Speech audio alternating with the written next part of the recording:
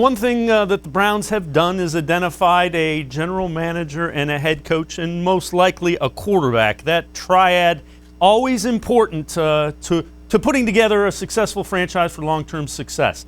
Andrew Berry recently addressed the media about his relationship with Kevin Stefanski, which some feel was arranged, but Berry said not so fast with that.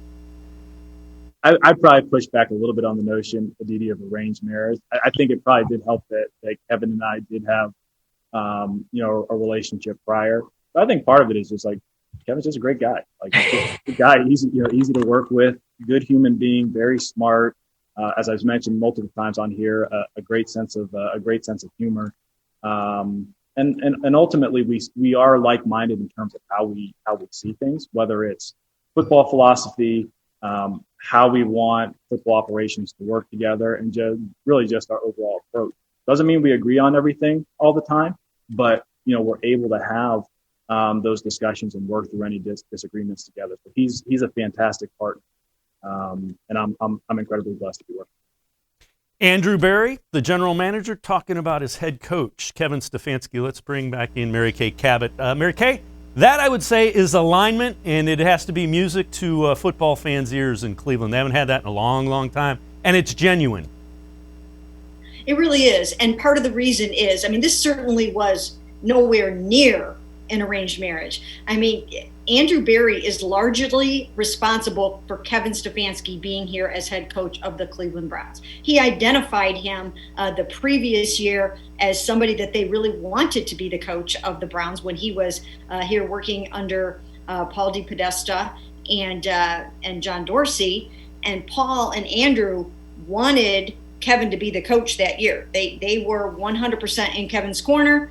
John Dorsey wanted Freddie Kitchens, and John Dorsey kind of won that little tug of war there. So this was certainly not anywhere near an arranged marriage. These guys were destined to work together, and Andrew and Paul were absolutely ecstatic to be able to get Kevin to coach their football team this year.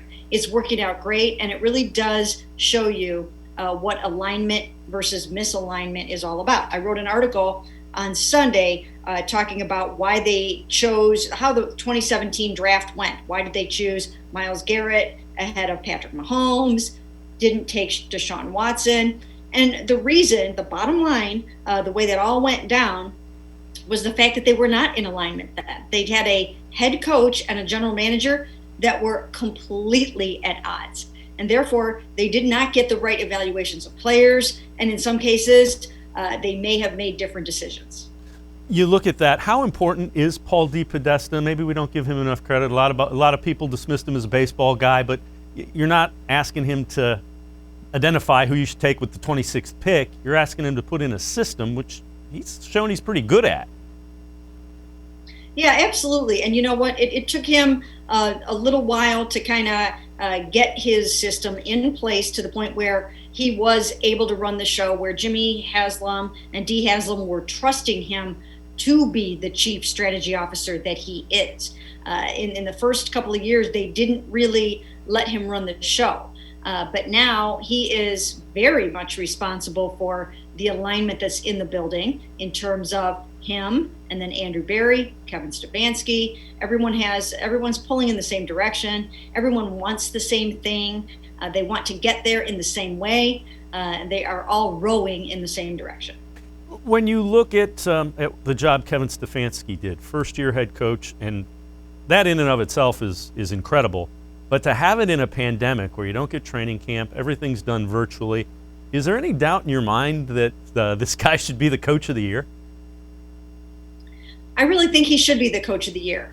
He's got some competition because there were some other really good coaches and some really challenging circumstances.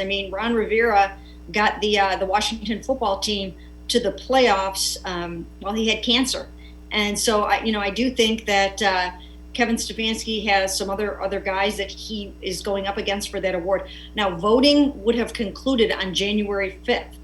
So they would have gotten through the entire regular season before the vote had concluded. So we don't know the answer to that yet. But I do think that that he should be coach of the year for what he was able to accomplish with this team.